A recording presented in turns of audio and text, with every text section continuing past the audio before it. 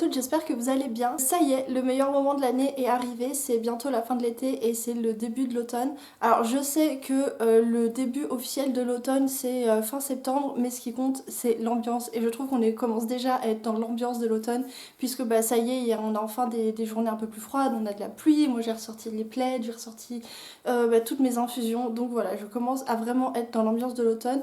On est là aujourd'hui pour faire la pile à lire du Pumpkin Autumn Challenge qui est du coup mon challenge préféré puisque j'adore l'automne, l'automne c'est ma saison préférée, donc forcément le pumpkin c'est mon challenge préféré. Je trouve qu'il nous met vraiment bien dans cette ambiance particulière de l'automne qui est toute cosy et réconfortante. Donc voilà, j'étais vraiment trop excitée de faire cette vidéo. J'espère que ça va vous plaire. J'ai fait une pile à lire à rallonge comme d'habitude. J'ai pas réussi à mettre un seul livre dans chaque catégorie, j'en ai mis plusieurs parce que j'aime bien avoir beaucoup de choix au cours de la saison. Alors sachant que ma pile à lire va sûrement beaucoup évoluer puisqu'il y a sûrement des livres que là j'ai très envie de lire mais dans 3 semaines j'aurai plus du tout envie de les voir ou de les lire, tout ça. Donc ils seront remplacés par d'autres. Mais enfin bref, on va commencer tout de suite avec la première grande catégorie.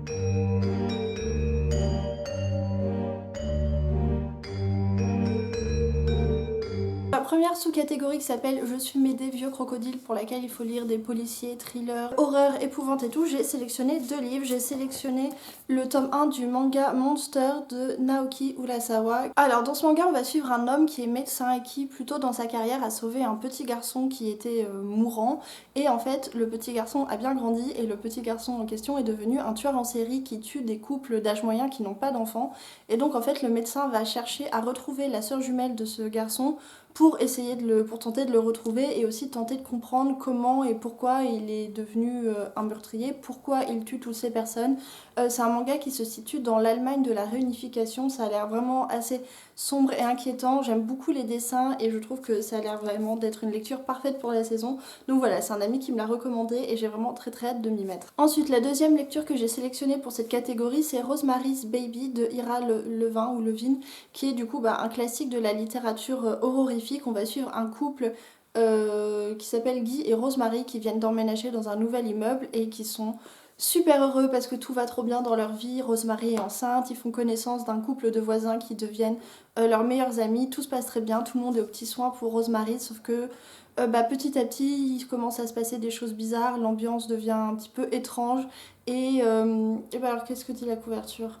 L'atmosphère s'épaissit, le mystère devient angoissant. Donc voilà, ça a vraiment l'air d'être super.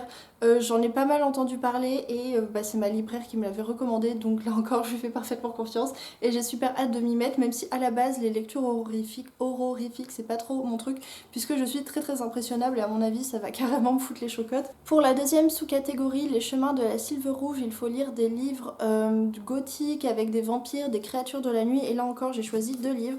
Alors j'ai décidé de lire la suite de la trilogie Le Passage de Justin Cronin, donc ça c'est le tome 2.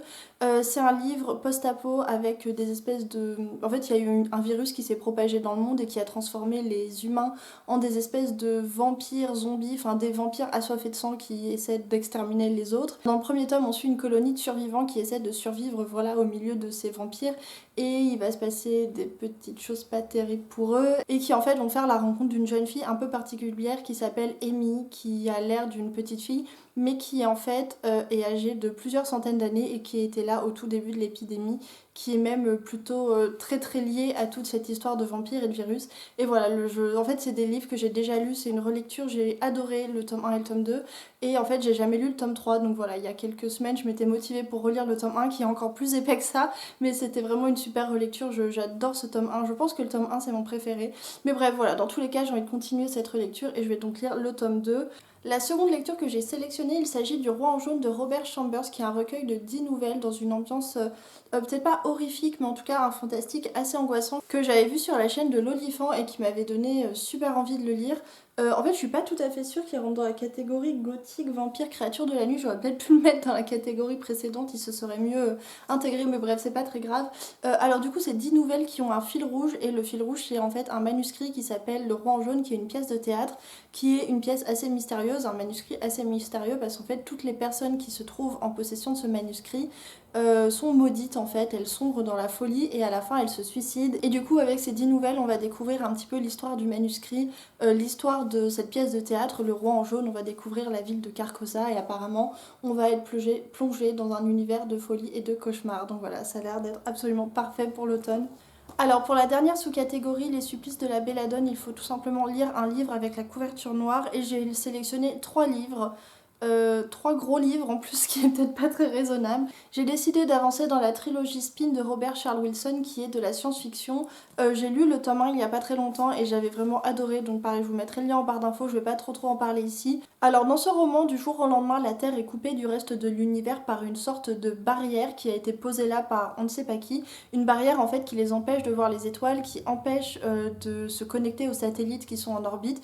Une barrière en fait qui sépare la Terre voilà, du reste de l'univers et surtout en fait à l'intérieur de la barrière le temps s'écoule normalement mais à l'extérieur de la barrière le temps s'écoule plusieurs centaines de fois, plus de combien de fois je sais plus, mais en gros le temps s'écoule vraiment très vite et ça pose problème parce qu'en fait le soleil va arriver bientôt à sa fin en fait à la fin de sa vie et il va bientôt exploser ce qui va réduire la planète en cendres. Personne ne sait pourquoi la barrière a été posée, qu'est-ce qu'elle est, comment a-t-elle été créée, par qui, comment, pourquoi. Et voilà, en fait, on va suivre un groupe de 3 amis d'enfance qui vont se retrouver mêlés à tous ces mystères. Et j'avais absolument adoré le tome 1, c'était vraiment super. C'était vraiment super. Bon bref, j'avais adoré le tome 1 et j'ai vraiment super hâte de lire le tome 2. Donc voilà, le tome 1 était assez long, il faisait 500 pages. Oh bah, j'arrive pile pour le début du tome 2. Parfait. Le tome 2 et le tome 3 font 500 pages à eux deux, donc voilà. La deuxième lecture que j'ai prévue, il s'agit encore de science-fiction, il s'agit de la trilogie martienne de Kim Stanley Robinson, qui est là encore une énorme pavasse. Alors, il n'a pas l'air aussi impressionnant que l'autre, mais c'est du papier bible. C'est super fin et je crois qu'il fait 1500 pages, alors 1700 pages. Donc voilà, j'ai un peu de pain sur la planche. C'est une trilogie de SF qui est super connue et reconnue, qui a gagné plusieurs prix. Là c'est écrit prix Hugo, Nebula, British SF Awards, Locus, etc. Donc c'est quand même des gros prix.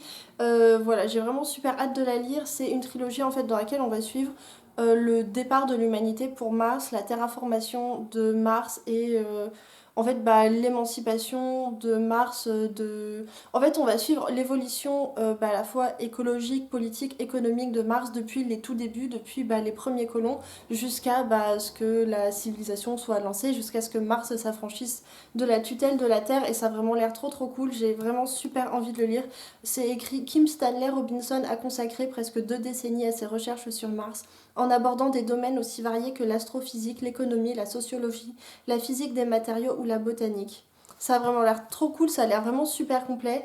Et voilà, donc j'ai vraiment super envie de le lire. Alors, est-ce que c'est très raisonnable de me lancer dans un énorme pavé de SF alors que j'ai pas du tout terminé celui-ci?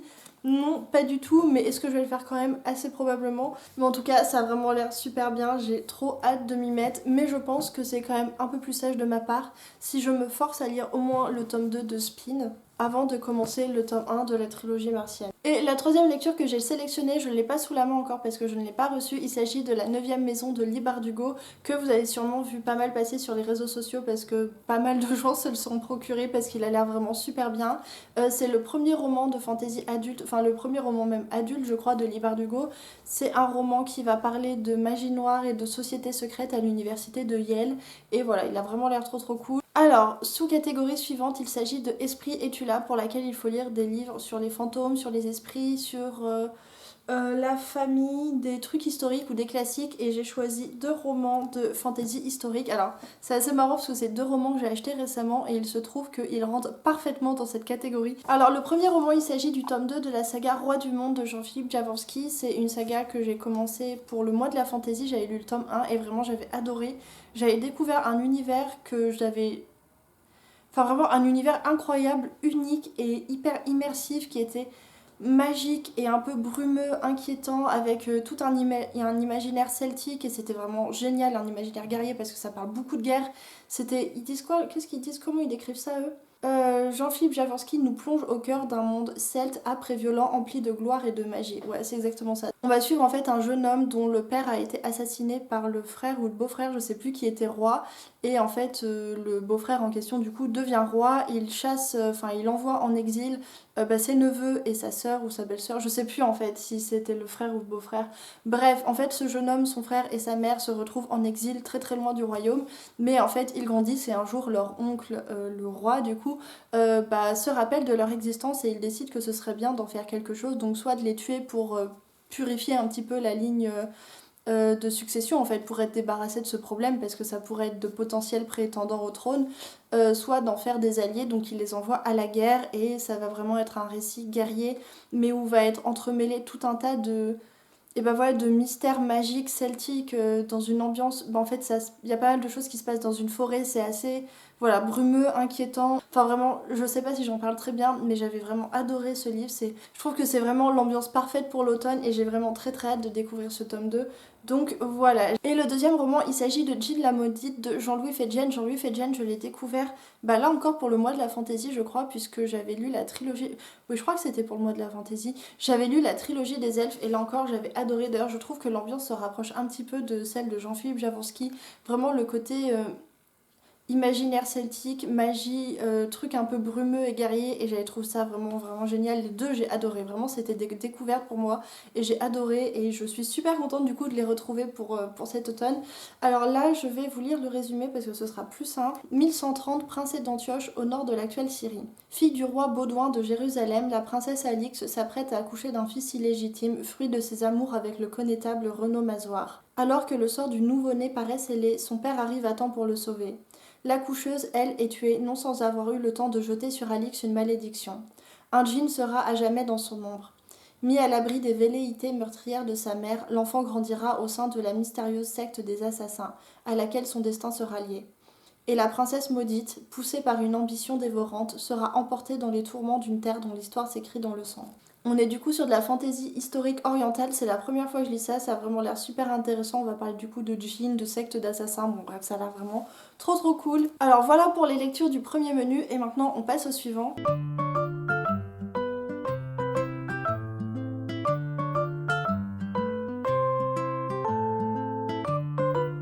Alors pour la première sous-catégorie, boire un chocolat chaud sous les saules, il faut lire des livres sur le thème de l'enfance, de l'anthropomorphisme ou des livres feel good et moi j'ai choisi de sortir dans ma palle ces livres-là que vous allez peut-être reconnaître puisqu'il s'agit de Peggy Sue. Je sais pas si vous lisiez ça aussi quand vous étiez plus jeune, mais je sais que j'en avais eu quelques-uns que ma mère m'en avait offert et que je lisais ça quand j'étais jeune. En allant à Emmaüs, un jour j'en ai trouvé d'autres et ça m'a rendue super nostalgique et j'étais vraiment super curieuse de relire Peggy Sue maintenant, enfin 15 ans après, et je me demande vraiment ce que ça va donner, parce que je me souviens que c'était quand même vachement perché comme livre. Et ouais, je trouve que c'est vraiment le moment parfait pour les sortir et pour les redécouvrir. Alors je vais pas lire les trois, hein, je pense que je vais en lire un seul et je sais pas encore lequel. Là on a Peggy Sue et le zoo ensorcelé et je crois que celui-ci je l'ai lu. On a Peggy Sue et le papillon des abîmes et celui-ci je suis sûre que je l'ai lu et je suis sûre que d'ailleurs c'est le premier que j'ai lu et que j'avais trouvé ça vraiment très bizarre. Et là on a Peggy Sue et le château noir et celui-ci je suis sûre que je ne l'ai pas lu. Je suis trop contente de me replonger dans Peggy Sue, je sais pas du tout ce que ça va donner, peut-être que maintenant je vais détester, mais à mon avis ça va quand même être sympa de relire ça, voilà, ça va être assez nostalgique. Alors j'ai également sélectionné le premier tome de Alcatraz et les infâmes Alcatraz contre les infâmes bibliothécaires de Sanderson qui est du coup sa saga jeunesse. On va suivre un jeune garçon qui s'appelle Alcatraz qui a 13 ans et qui va être enrôlé par son grand-père dans une espèce de lutte contre les infâmes bibliothécaires et apparemment ça va parler de sacrifices, de dinosaures, de magie noire et de bibliothécaires. Voilà, ça a l'air assez sympa, ça a l'air marrant. En tout cas, voilà, c'est un petit livre jeunesse, feel good, qui a l'air plutôt sympa et que j'ai très très hâte de découvrir. Et j'ai aussi sorti de ma bibliothèque un livre que j'ai depuis des années. Est-ce que c'est moi qui l'ai acheté, est-ce qu'on me l'a offert, est-ce que je l'ai récupéré de quelqu'un, j'en sais rien. Mais ça fait des siècles qu'il est là et qu'il me suit et que je ne l'ai toujours pas lu. Il s'agit du cercle littéraire le cercle littéraire des amateurs d'épluchures de patates, qui est apparemment un livre génial que j'ai jamais lu, de Marie-Anne Schaffer et Annie Barrault. C'est un roman dont, à vrai dire, je ne sais pas trop de quoi il parle. Alors on est juste après la Seconde Guerre mondiale, on va suivre un club de lecture sur l'île de Guernesey, on va parler d'occupation allemande, d'une communauté débordante de charme, d'humour, d'humanité. Bon bref, en vrai je sais pas trop de quoi ça parle, mais apparemment c'est un roman super pour se détendre, c'est un roman feel good et du coup voilà, il rentre dans la catégorie. Je me suis dit qu'il était temps que je le sorte de ma bibliothèque et que je le découvre parce qu'apparemment c'est un livre que beaucoup de gens ont lu et ont apprécié d'ailleurs. Donc voilà, je vais essayer de lire ça et c'est tout pour cette sous-catégorie. On passe à la suivante qui s'appelle... Ah oui, alors elle a un nom à coucher dehors.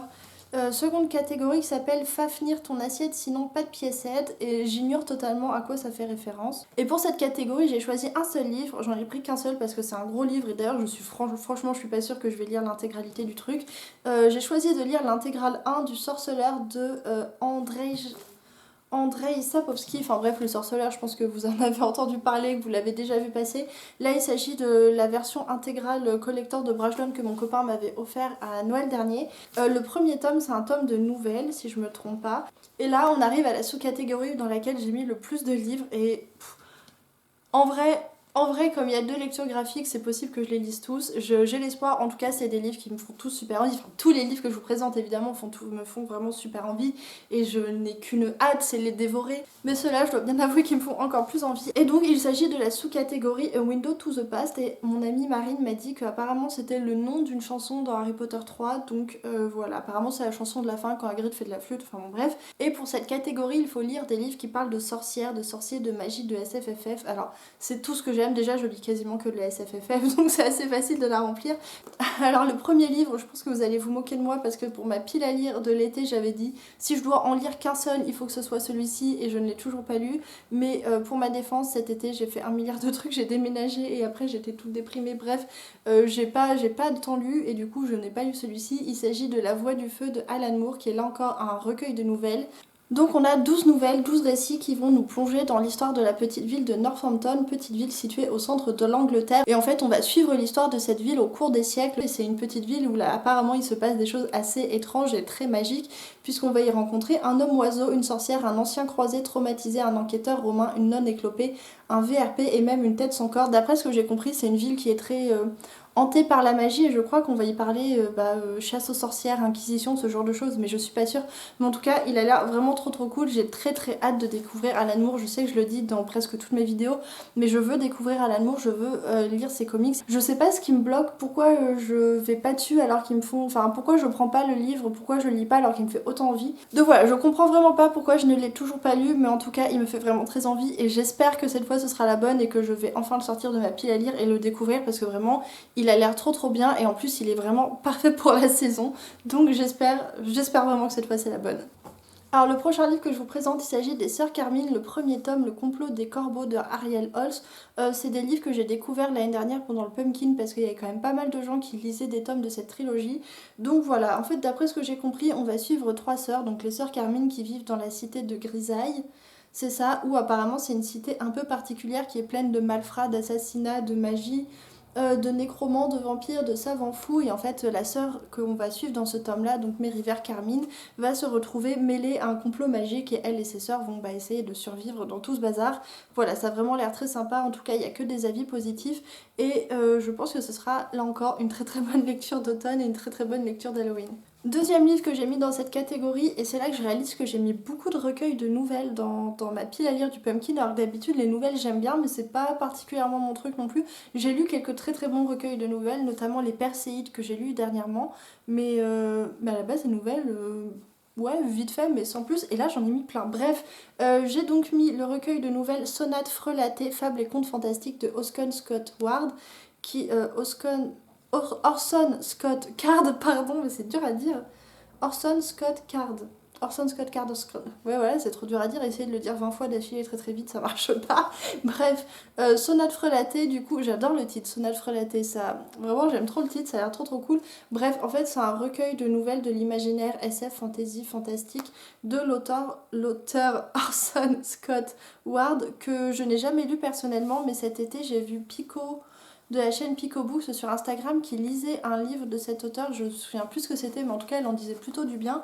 Donc voilà, je l'ai trouvé il y a pas très longtemps encore dans une librairie d'occasion et il était vraiment pas cher du tout, je crois que je l'ai payé 2,50€, enfin je l'ai même pas payé en fait parce que c'est Marine qui me l'a offert, mais bref, il a l'air vraiment sympa. Et ensuite les 2 dernières lectures que je vous présente, ce sont des lectures graphiques que j'ai eues d'ailleurs à Noël dernier et que j'ai gardé toute l'année en prévision du Pumpkin Autumn Challenge et notamment d'Halloween. Le premier c'est Secret de sorcière de Julia Légère, Elsa White et Laura Perez que vous avez sûrement beaucoup vu passer quand il est sorti l'année dernière parce que c'est vraiment un très beau livre illustré qui parle des sorcières, de magie... Bon bref, de plein de choses en tout cas. C'est un livre jeunesse qui est sorti chez La Martinière Jeunesse, voilà, et il est vraiment très beau, j'ai hâte de me plonger dedans. Et j'ai aussi prévu de lire le roman graphique Les filles de Salem de Thomas Gilbert, qui est du coup un roman graphique qui va nous parler des sorcières de Salem, du début de la chasse aux sorcières à Salem. Et voilà, j'en ai là aussi vu énormément d'avis très positifs, donc j'ai hâte de me plonger dedans. Et donc voilà, c'est tout pour la catégorie automne douceur de vivre et on passe à la suivante, automne des enchantresses.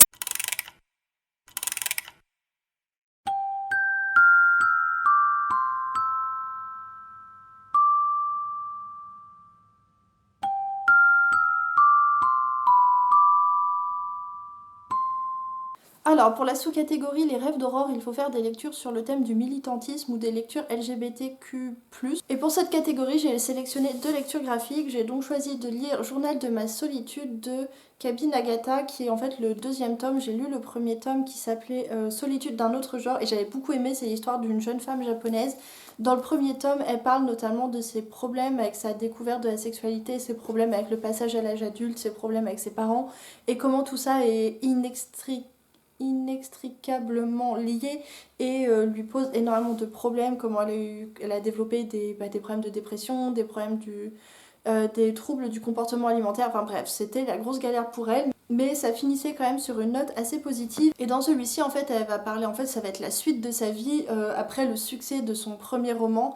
Comment s'est passée sa vie, comment ça s'est passé son coming out lesbien auprès de ses parents, de sa famille, de la société. J'avais vraiment beaucoup aimé le 1er tome parce qu'elle parlait avec beaucoup d'humour et d'ironie et en même temps de tendresse de toutes les difficultés de la vie adulte et de la vie en général et tout le déferlement d'émotions que peut procurer l'existence et la dépression et le passage à la vie adulte. J'avais trouvé ça vraiment super touchant et voilà, du coup j'ai vraiment hâte de découvrir la suite de ses aventures. Deuxième roman graphique, il s'agit de Orwell de Christine et Verdier, qui est du coup un roman biographique de George Orwell, qui est du coup un auteur que vous connaissez sûrement. Là c'était une personne assez intéressante, une personne qui a eu une vie très mouvementée, qui est allée en Catalogne, qui a vécu à Paris, qui a écrit des livres majeurs dans notre histoire littéraire.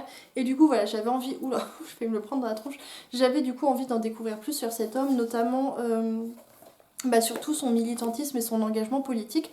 Je croyais que Orwell était anarchiste parce qu'il me semblait qu'il était allé en Catalogne au moment des révoltes, mais il paraît qu'en fait il était plutôt social-démocrate. Donc voilà, bref, en tout cas c'est une BD qui va me permettre d'en apprendre plus sur lui et d'en apprendre plus sur son œuvre. Pour la seconde sous-catégorie, il s'agit de Les écueils de Mélusine, pour lesquels il faut lire des livres sur le thème du féminisme, de la transformation, de la métamorphose. J'ai sélectionné L'école des soignantes de Martin Winkler, qui est un auteur que j'aime beaucoup. J'avais adoré Le cœur des femmes que j'ai lu l'année dernière, qui a été un coup de cœur. Martin Winkler était médecin et qui en fait a écrit beaucoup de livres sur la maltraitance médicale et notamment les maltraitances faites aux femmes dans le cadre du soin gynécologique ou de la grossesse, etc.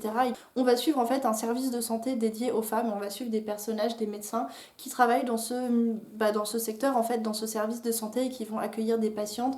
Et du coup, c'est un livre qui va parler du soin qu'il faut apporter aux femmes, du soin médical, mais également qui va parler de sexisme, de féminisme, de plein de choses dans ce goût-là. Et voilà, j'avais vraiment beaucoup aimé Le cœur des femmes. J'ai l'impression que celui-ci va lui ressembler un petit peu. Alors la dernière sous-catégorie, c'est Nausicaa de la vallée du vent, pour laquelle il faut lire des livres sur le thème de l'écologie, de la nature, du nature writing, du post-apo. J'aimerais bien lire le tome 2 de la saga Autre Monde de Maxime Chatham. En fait, il y a une énorme tempête qui va se déchaîner sur le monde et qui va, avec ses éclairs bleus, transformer faire disparaître quasiment tous les adultes.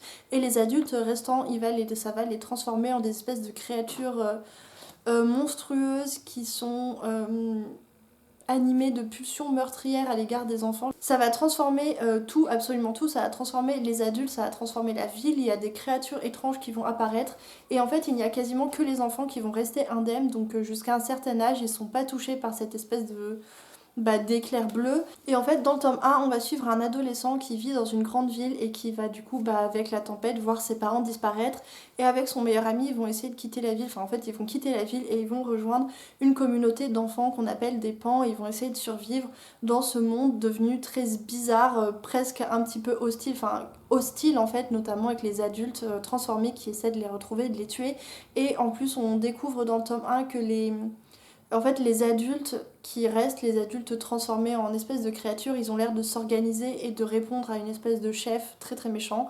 Et voilà, du coup j'ai très très hâte de découvrir le tome 2 et de savoir ce qui se passe, vraiment de replonger dans cet univers qui était très immersif et très étrange. Alors, seconde lecture pour la catégorie, il s'agit de La longue route de Bernard Moitessier, qui est en fait le journal de bord d'un homme, donc de Bernard Moitessier, qui a fait le tour du monde en solitaire, en bateau, en voilier, c'est ça.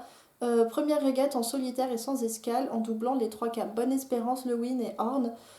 Donc en fait voilà, il va faire le tour du monde et pendant 10 mois il va prendre des notes dans son journal et il va nous parler de son quotidien sur son bateau, de la nature, de l'océan.